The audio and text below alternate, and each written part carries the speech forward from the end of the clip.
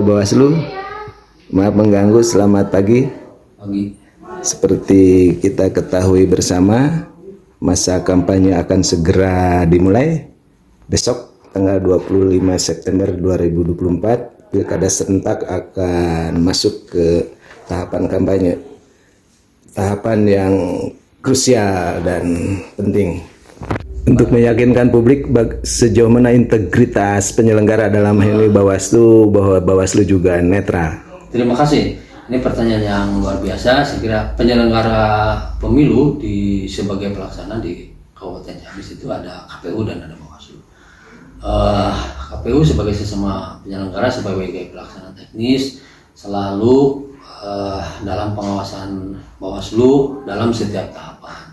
Untuk apa? Untuk sama-sama menjaga integritas sebagai sesama penyelenggara.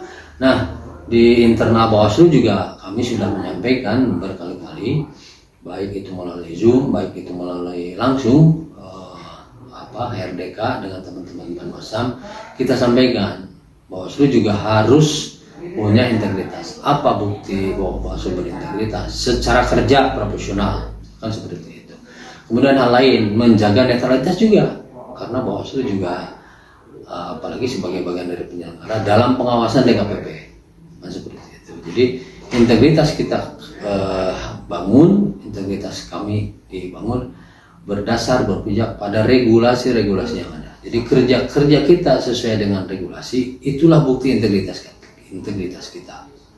Jadi saya yakinkan kepada seluruh masyarakat, kita sebagai Bawaslu berdiri atas semua golongan, tidak hanya berdiri atas satu pihak, satu golongan, satu kepentingan. Bawaslu memang harus netral, KPU juga sama harus netral.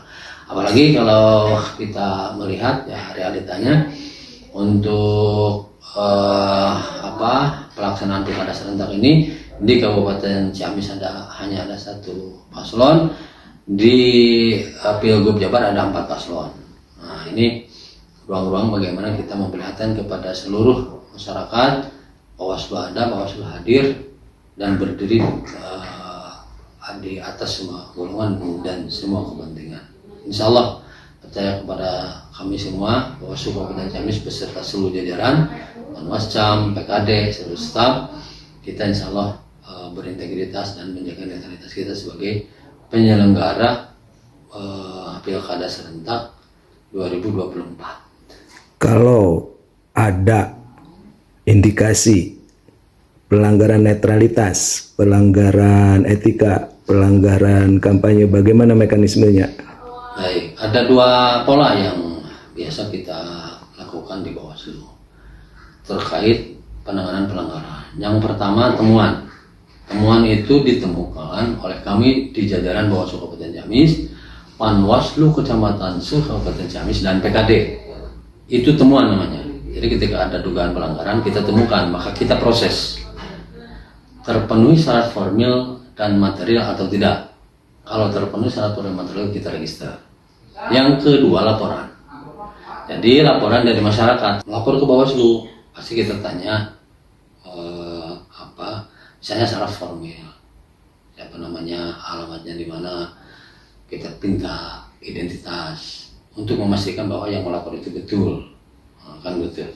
Baru kemudian secara material kejadiannya di mana, kita tanya runtutan kejadiannya sebagainya, kan seperti itu.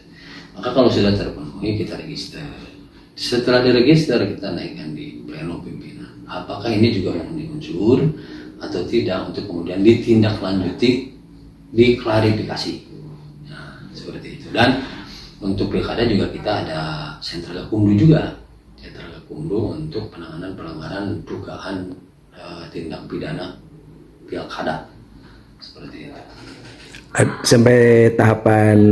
Sampai hari ini ada nggak laporan resmi ke Bawaslu tentang pelanggaran tahapan di Pilkada serentak 2024? Sampai hari ini tidak ada, belum ada laporan yang masuk terkait dugaan-dugaan pelanggaran, baik itu etik, administratif ataupun dugaan pelanggaran pidana. Ciamis termasuk rawan tinggi Pilkada serentak. Bagaimana keterangannya dari Bawaslu? Jadi dalam perspektif Bawaslu ini juga berdasarkan hasil pemetaan kerawanan yang dilakukan oleh Bawaslu Republik Indonesia berdasarkan beberapa indikator kan seperti itu. Salah satu indikatornya adalah kerawanan yang timbul setelah pelaksanaan pemilu 2024.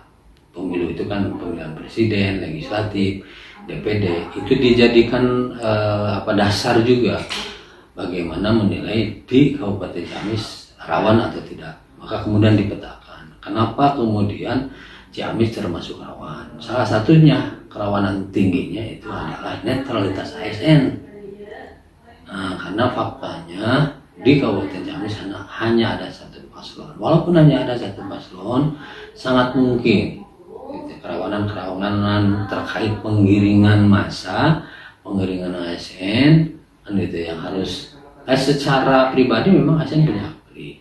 Nah, tapi hal lain yang harus diperhatikan, ASN tidak boleh memperlihatkan keberpihakan, kan begitu ya. Itu yang harus dijaga. Saya optimis pelaksanaan pilkada serentak, pilbub dan pilgub di Kabupaten Ciamis berjalan dengan aman, damai, sukses tanpa ekses. Itu harapan besar kita semua.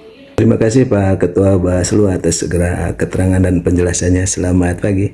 Sama-sama, selamat pagi. Assalamualaikum warahmatullahi wabarakatuh.